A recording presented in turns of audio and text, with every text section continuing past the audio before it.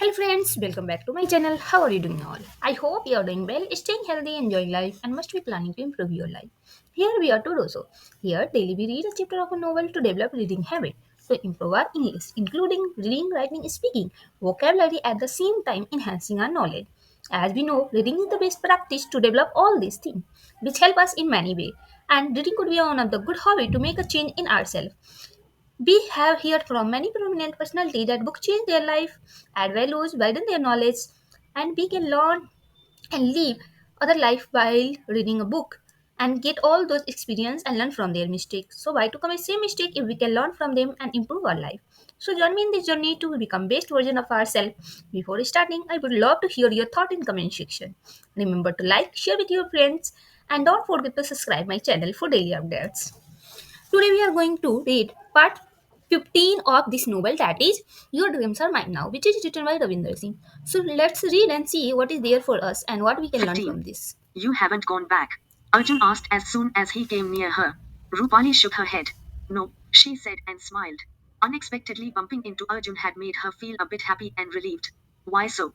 Arjun asked, while offering a share of his prasad to Rupali. Rupali told him the reason and then took a bit of the prasad because she knew she would get her share when she went in. And then there was a pause in their conversation. There was nothing to talk about. You go ahead and offer your prayers. I'll wait here, he said suddenly. Okay, she nodded and smiled. Don't take too long, he said. This time with a big grin on his face. And there he stood, exactly as she had seen him for the first time, his arms folded across his chest and his head tilted slightly to the right. Any other time, Rupali would not have wanted anyone to wait for her. But now that Arjun was the only familiar person at a time when every friend had gone on a holiday, she felt warm and happy that he was there for her. Yes, not more than 5 minutes. Rupali said and almost ran up the steps. It's not that Arjun and Rupali hadn't been in touch after the Mahajan episode got over. But then the preparation leaves and semester exams had interrupted their casual interactions. To add to the gap was the fact that Arjun was a localite while Rupali stayed in the hostel. Rupali kept her word and got back on time. Arjun was busy on a phone call. She waited for him to finish and when Arjun noticed her at the entrance gate, he hung up. Here, take this, she immediately offered her share of the prasad to him. Arjun smiled and took it. Then Rupali wondered whether they were going to continue talking at the entrance of the temple or would soon go in different directions. And as if Arjun had read her mind, he asked whether she would like to go to a nearby dhaba. I haven't had my breakfast and the cook at the dhaba makes really good paranthas. Rupali didn't have any plans for the day, so she didn't mind the idea.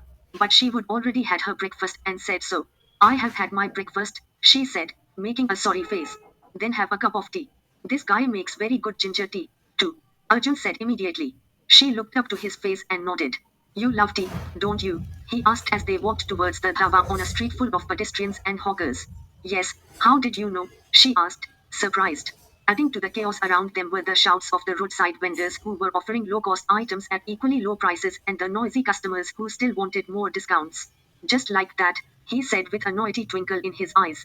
Rupali stood there, surprised. Arjun didn't seem like an ordinary guy. There was something very warm about him, something that made her feel nice. Now are you coming or not? He asked. She rushed to be by his side and then they walked together. So do you visit this temple every day? She asked. Yes, almost, he said. In her mind, Rupali conjured up a new image of Arjun, a religious one.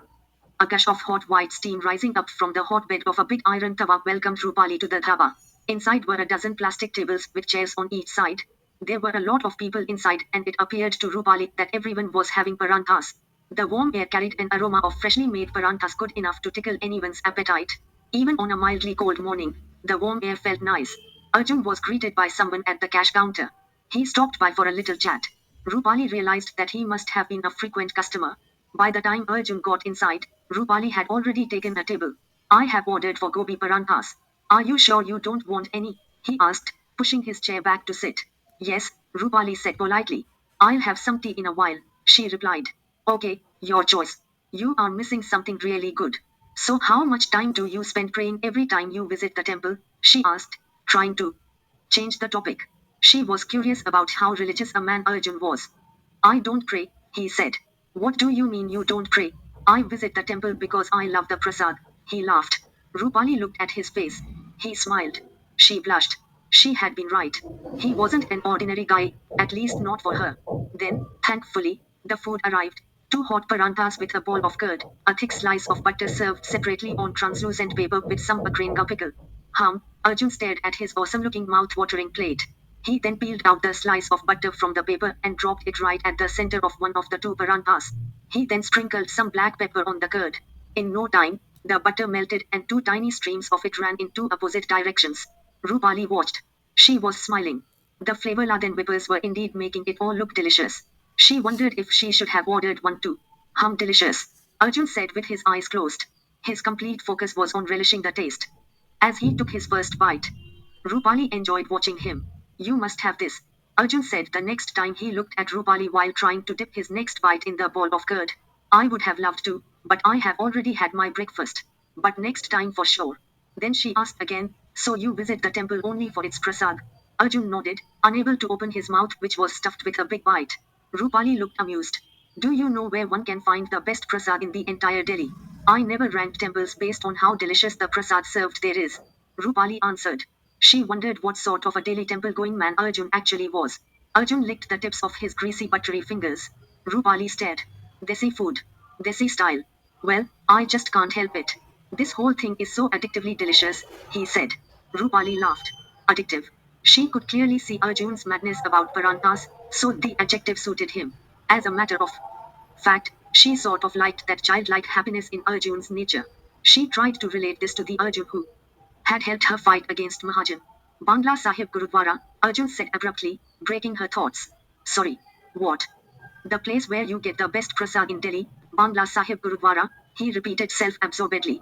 Rupali slapped her forehead. She was amused at how he still hadn't moved on from the topic of prasads. She found it difficult not to smile.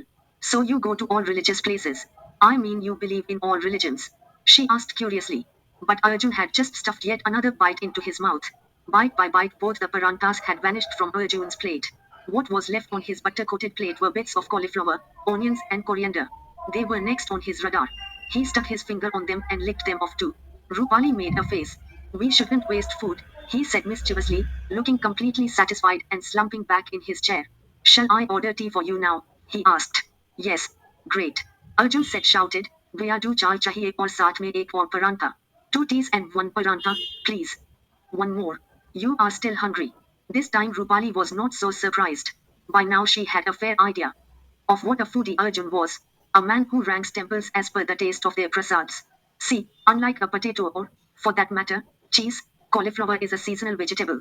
In the winter cauliflower tastes the best.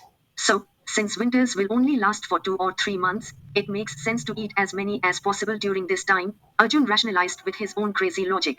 Even though she did not buy it, Rupali enjoyed what he was saying. Arjun continued and mentioned mooli and methi paranthas, which too were seasonal.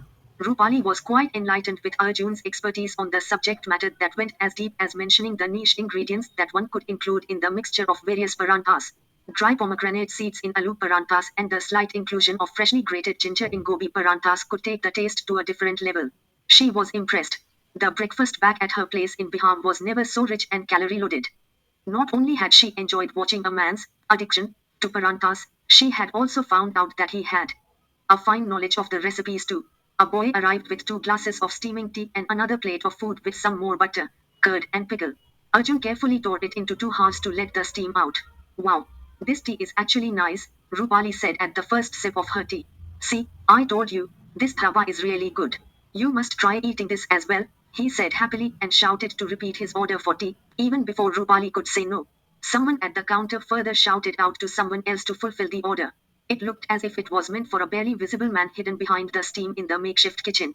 Immediately, Rupali stood up, looked at the counter and said embarrassedly, Nahi bhaiya, nahi chahiye. No, I don't need any more. The counter guy again shouted at some barely visible man, this time to cancel the order. Arjun laughed. Rupali sat down and looked at Arjun. I can't eat one whole parantha, but can I take a bite from yours? Arjun looked at his messed up plate with patches of curd here and there, and then at his butter-soaked fingers. He thought if he could have eaten like a gentleman instead of demonstrating and justifying his desi style to eat the desi food, he wouldn't have been embarrassed. Now it was too late. Rupali carefully broke a bite from the parantha where there was less butter and dipped it into the curd in which Arjun had dipped his fingers so many times.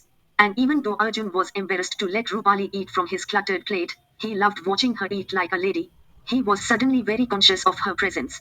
Her face was glowing even in the semi-darkness of the room. Her features were delicate, neither too sharp nor too soft, gentle and light. As she ate, a strand of hair fell on her face. She quickly tucked it behind her ear, but now it was shining with holiness. Arjun kept staring at her. He could feel himself getting attracted to her. She wasn't like any other girl he had known. Rupali nodded, looking at Arjun, appreciating the taste. This is good. Haina, amazing. Arjun said, coming out of his thoughts. Rupali took another sip of tea from her glass and stared at the leftover paranta on Arjun's plate. Half half, she asked in a delighted voice. Just because it's you. Arjun said, naughtily winking at her and happily sharing whatever was left on the plate. After what appeared like an hour or so, the two of them finally came out of that place. While washing her hands outside with a jug of water, Rupali suddenly recalled something and shouted at Arjun, who was paying at the counter. Hey, you haven't yet answered my religion wala question. When both of them were back on the street again, Arjun asked, you wanted to know if I believe in all religions. Rupali nodded. Actually, I don't believe in God. I am an atheist, he clarified. Rupali was shocked. What? So you only go to temples and gurudwaras for free ka prasad? She probed. The two of them continued to walk leisurely. They hadn't planned where they were going next, so they unmindfully took the way back from where they had come, the temple. Firstly, I don't consider it free. Every time I go, I drop some money in the donation box. Even though I don't believe in God, I cannot deny that I feel at peace whenever I come to such places. I have been to churches and mosques as well. Now there one doesn't get to eat prasad. There is a different sort of peace I find at these places. Some sort of a calming effect that I like experiencing. You see, I don't believe in God, but I like these places. Arjun tried to explain and was sure that Rupali wouldn't have got exactly what he wanted to say. Rupali thought it was an interesting argument. Here was a man in front of her, who said he was an atheist, but loved frequenting every religious place. Deciding to carry forward that discussion and wanting to know more about Arjun's thoughts, especially why he was an atheist, she asked him where the two of them were heading. No idea. What about you? He asked and smiled. In his heart, he wanted her to say she wanted to be with him. And even though he had some plans for the day, he didn't mind cancelling them for Rupali. He wanted to know her better. No idea. She shook her head cutely. Then let's go and taste the best prasad. It will be fun. Have you visited Bangla Sahib Gurudwara yet?